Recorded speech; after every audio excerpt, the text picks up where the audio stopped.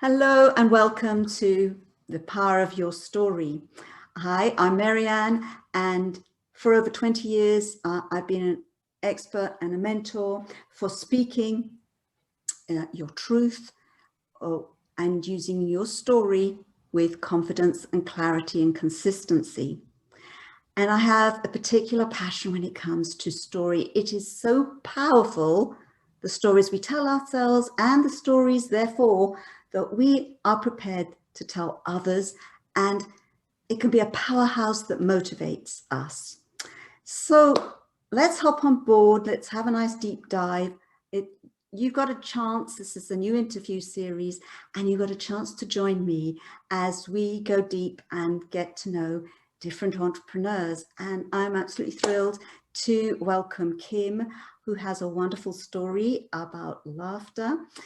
Kim McIntyre.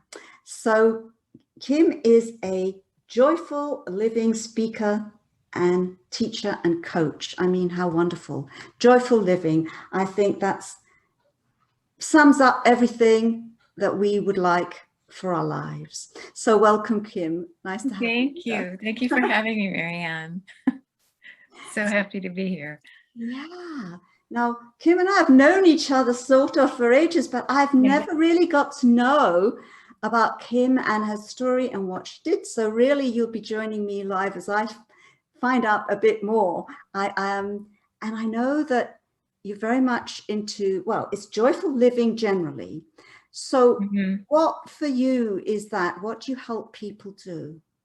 So I help people to stop postponing enjoying their lives until some perfect future where everything's aligned perfectly, and then I'll enjoy my life someday. No, someday is now. So I help people open up to what fun and joy is for them, what makes them laugh, what makes life worth living for them. And that's a little different for every person. It's like, it's not one size fits all, but it's really opening up to that awareness, because what happens is people get so narrowed in on, the to-do list and the hassles and the struggles and the stress, and they forget about having any fun in their life, or how to make those things even more fun, So yeah, so I help people with all that. I do it as a speaker, or at least I did until COVID hit. So I've been pivoting and doing more things online for the last year, kind of building an online presence more, because I'm missing the live groups, because I love speaking. I love that live interaction. I love seeing that and being in that experience with people. But it's been an opportunity to explore a different way of doing things. So yeah. Well, that's true. And maybe reaching a different audience as well. So we can talk. I'm in the UK, and whereabouts are you, Kim? I'm in Florida. Yeah, Central Florida. There we go. And maybe one day we'll meet live, but at least this is a wonderful opportunity. But I do agree with you. Live is wonderful, especially when you're talking about having fun and joy. You can do lots of exercises that really gives you that experience. And it's a really important message, especially in having fun with, and even when as a speaker, which we often forget to do. So tell me, I know that laughter comes into it. I know it's part of it, but I know that you have a bit of a story as to really how you took this turn in your career, in your teacher or entrepreneurial career. Right.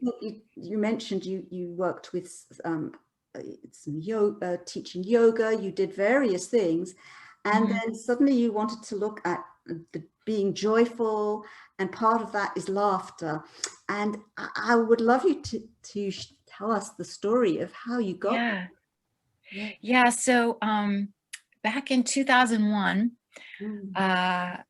there was this growth in my jaw, right, that just kept getting bigger and bigger. And so had an initial thing, which is a little procedure to take it out or whatever. In your jaw? And then in my jaw. It's on this side of my jaw, inside. And And then it was quite a scare, because then they didn't know what it was, because it wasn't what they initially thought going in. And there's a huge amount of stress around that. It turned out to be benign, but even though it was benign, the fact that it had been growing so much, there was all these different consults with all these different doctors on all the different ways they wanted to cut me open and do things, you know? And so since it wasn't life-threatening, I just was like, okay, pause. We'll meet with some different people, we'll figure things out, put it on pause. While I was doing that, I found out about a local group called Getting Well, which is basically a support group system, mind-body healing system, supporting people going through health challenges. So I went and I took the program, and it was amazing. And there's all these different things we did: art therapy, talk therapy, you know, all different types of things. But the thing that like lit me up the most was we did therapeutic play and laughter almost every day. And I was like, oh my God, it was like reconnecting with my true self, which I had lost not only from the stress of the illness, but the compilation of stressors in my life up until that point. And it was like coming home to myself, you know? And so I finished the program. There was like an ongoing support thing that I went to like once a month, but then I saw this ad. I don't even remember what health and wellness magazine, somewhere I saw it, for to become a certified laughter leader, right? And so I'm like, okay, it was 2 weeks away. I booked a ticket. I went, I flew to the other side of the country. I'm like, I have to do this. And so I got trained as a laughter leader. It's basically using what some people call laughter yoga or laughter exercise. Yeah. And it's a way to empower yourself with laughter more in your life. And it was an amazing experience. And then I just came home and I just started doing it with just small groups, community groups. And then it grew to doing corporations and conferences and things like that over the years. And along with laughter, there's joy, there's fun, there's all these other topics around, and there's also stress relief involved in it. So, but that health challenge is what led me to that. Ultimately, just to complete about the health challenge. Yes, I was going to ask you.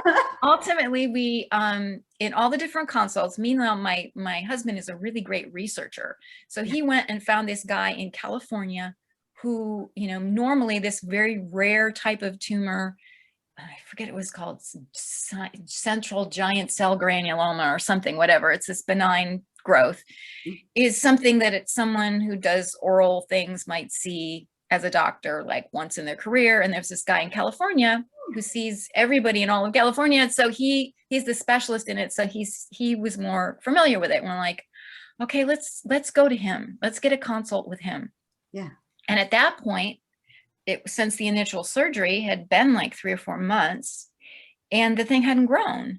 And so he examined me, he looked at me. I was going out there for a special treatment that he did with some kind of injections, right? And he said, you don't need the injections. It has stopped growing. You know, if it starts to grow again, contact me, but you're fine. Just don't take up boxing. It's like, okay, I won't take up boxing.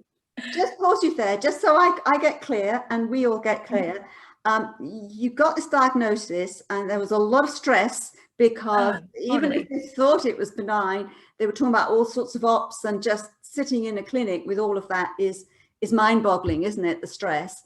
Yes. And, then it just happened to go to some support group, which was to Get Well. That included that laughter, which really, really lit you up. You did that, I guess, for a few weeks while your husband was researching. That program was actually 2 weeks, but in that time, I did the 2 weeks, and then we did visit with some other surgeons. You know, we were fortunate to be able to travel and go to these different places. I went to New York. I sat talk about stress. I sat in a room with like weird things growing out of people's faces in the waiting room. It was like, and just like just the matter-of-fact way that, you know, they're gonna, we'll take from your hip bone and you know, and it was like, okay. And so then we consulted somebody in a major teaching hospital down here in Florida. He's like, oh, by the way, that thing the guy in New York wanted to do to you, you would lose all feeling on the side of your face. And, it was like, and we would do this less invasive thing. And so, and then finally the last guy we consulted was in California, and he was like, we went out there for the injections thinking that would be the least invasive of all, right? It might be painful, but it would be less invasive. And he said, you don't need it. At that point, trying to get in to see everybody, had been like 3 or 4 months had passed. Have you been continuing the laughter therapy? Well, I hadn't really I had done the laughter training, but I hadn't started doing it with groups yet. But yes, I was using it on my own. For yourself? Yes, using it for myself. That's what I was interested in. So you had been laughing for the last couple of months, 3 months or something? I had been laughing. I had been doing whatever I could to keep my spirits up, and definitely laughing. And it really helped with the stress of all of that, and it might have, I'm just wondering, it might have helped with him saying, you don't need it, it's not growing anymore. It's possible. I have thought that many times, but there's no way I can prove that. No, you can't claim it or anything. Yeah, I can't claim laughter healed me, but no. I can because on an emotional level, on a spiritual level, on how I was approaching everything proactively, yes. It definitely did heal me. Yes. Yeah. It healed you to the sense of, so we'll leave the actual growth aside. It may well have contributed, because I think most doctors say if you reduce the stress, it helps generally most things, but you couldn't say that was specific, but nonetheless, it reduced your stress dramatically. And also what I was intrigued about was that you really felt you rediscovered yourself. Totally. I mean, I used to be in theater. I used to be a very playful spirit as a child, and I had just been, I had just been so stressed and so tired and fatigued from life, and not finding the enjoyment in there's enjoyment all around us, anywhere in any given moment. And I just had tunnel vision, and I wasn't seeing it, or looking forward to finding it. Beautiful. Yeah. So powerful. So it enabled you to go back a few decades and get in touch with the child in you that be fun. Exactly. Yeah.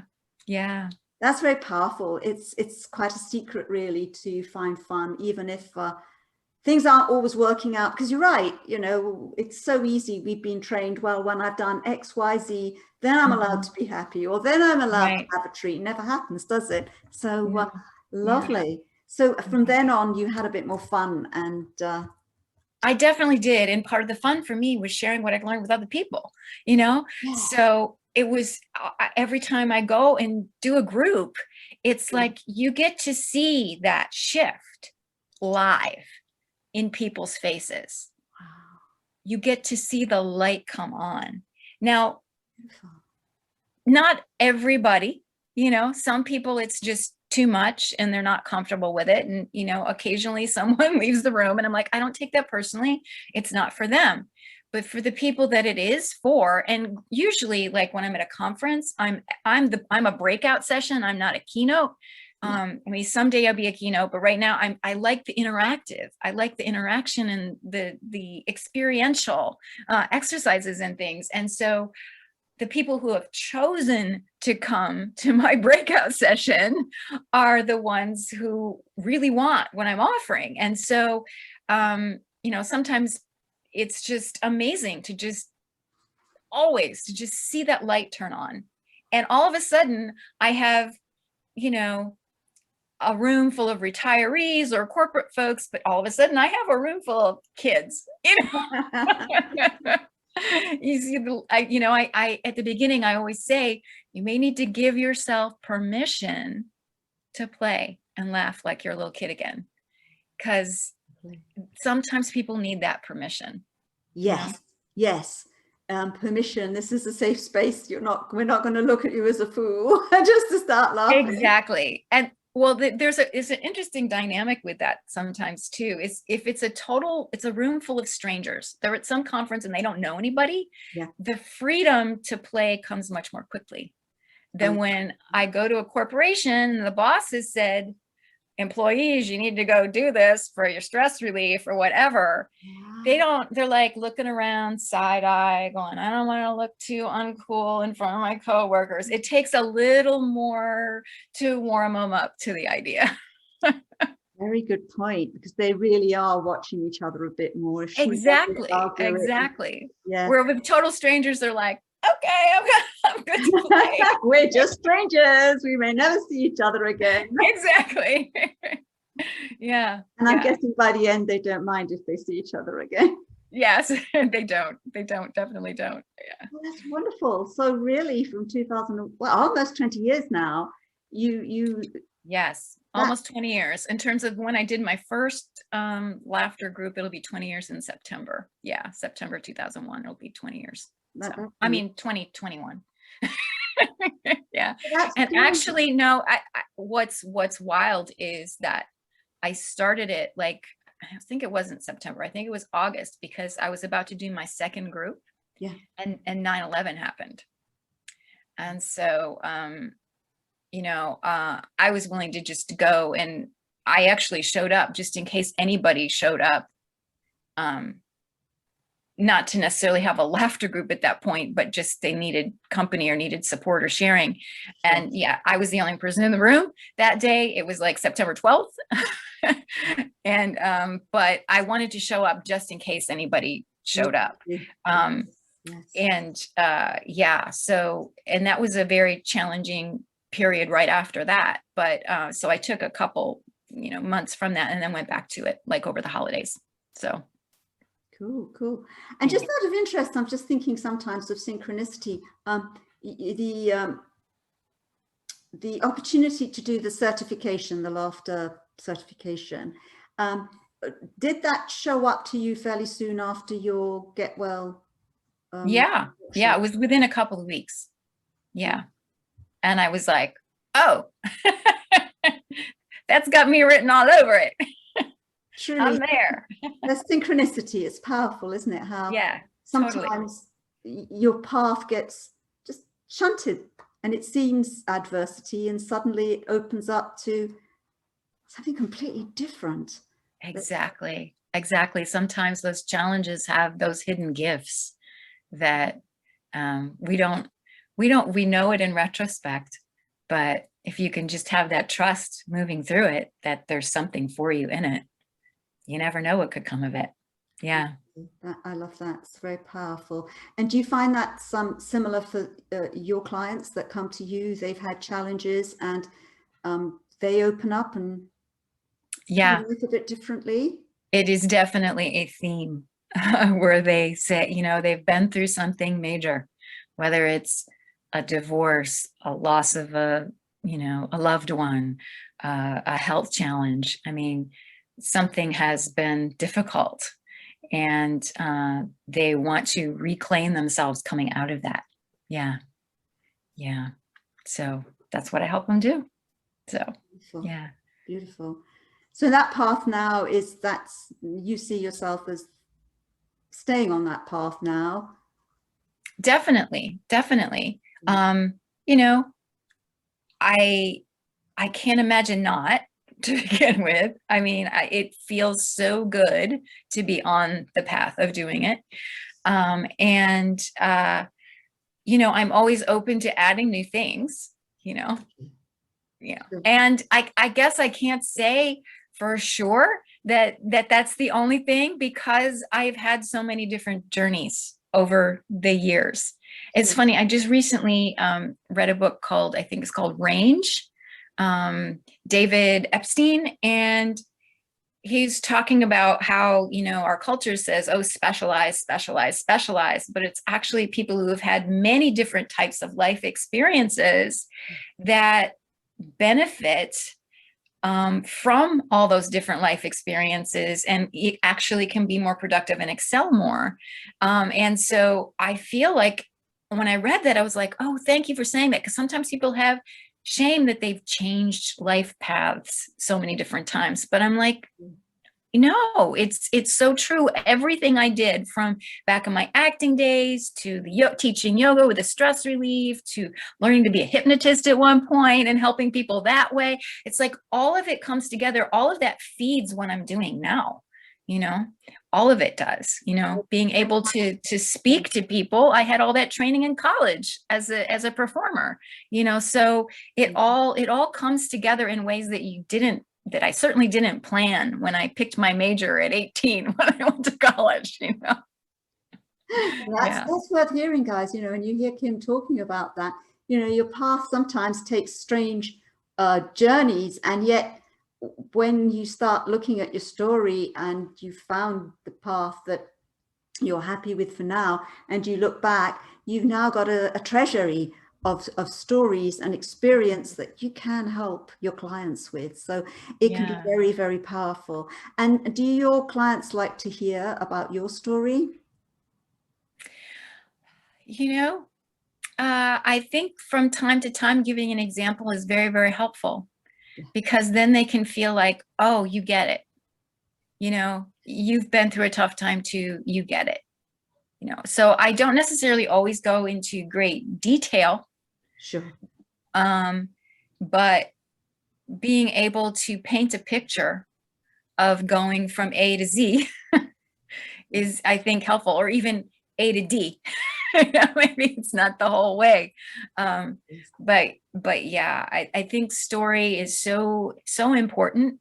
And I love that you do the work that you do, because people need story, and we forget that in the entrepreneurial journey, that it is the story that is what draws people in.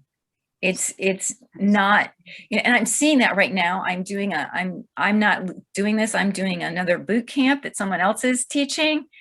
And we're all online doing Facebook Lives and things. And you can see right there from the Facebook Live metrics that the people who are genuinely, authentically telling their story have more responses, more comments, more people are drawn to that. Where if somebody's going on and going, hey, this is what I do, and da da da da da. Aren't I wonderful? Aren't I wonderful?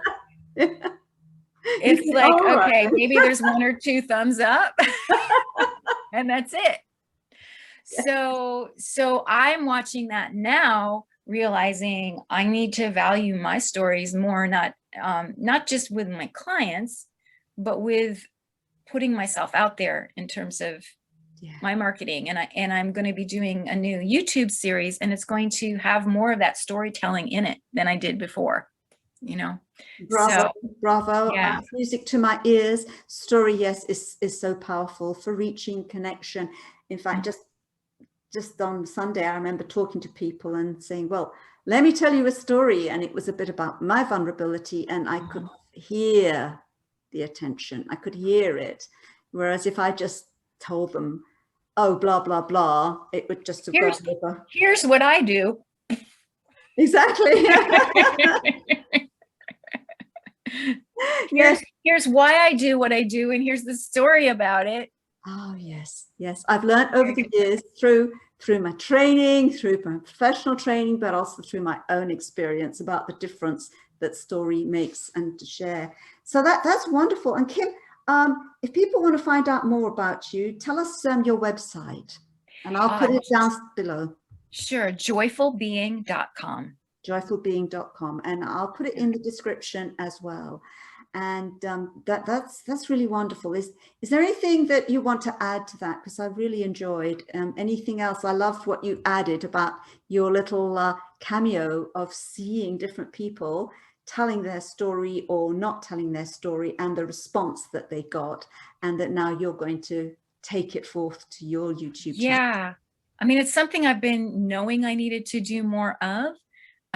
But when you see it So, because everybody, like there's hundreds of people in this boot camp, and there's hundreds of Facebook lives happening in this Facebook group, and you can really see the difference. And when I'm figuring out who to watch, and I go to watch, the one that has a lot of responses on it, I'm like, for sure they are telling an authentic story, and they're just telling it.